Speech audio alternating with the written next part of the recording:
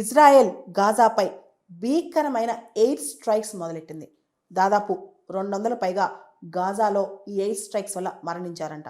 దానిలో చాలామంది చిన్న పిల్లలు కూడా ఉన్నారంట. ఇజ్రాయెల్ హమాస్ మధ్య తిరిగి పెద్ద స్థాయిలో ఉద్రిక్తతలు బగ్గుమన్నాయి.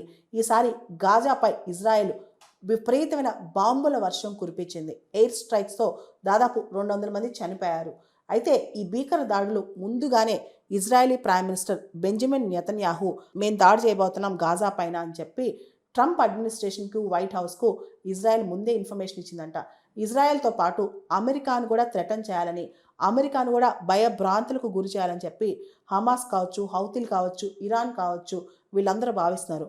వీళ్ళందరూ ఖచ్చితంగా దీనిపైన మూల్యం చెల్లించుకోక తప్పదు. ఇప్పటికే ఈ విషయాన్ని డొనాల్డ్ ట్రంప్ ఆల్రెడీ చెప్పేశారు అని చెప్పి కూడా వైట్ హౌస్ మీడియా వాళ్ళు చెప్తున్నారనమాట. ఒకవైపు ఇజ్రాయెల్ హమాస్ మధ్య గత 2 మాసాలుగా అంటే జనవరి 19 నుంచి మార్చ్ 1 వరకు టెంపరరీ సీజ్ ఫైర్ జరిగింది. అయితే మళ్ళీ సెకండ్ ఫేజ్ దీన్ని ఎక్స్టెండ్ చేస్తామని చెప్పి టాక్ జరుగుతున్నాయి.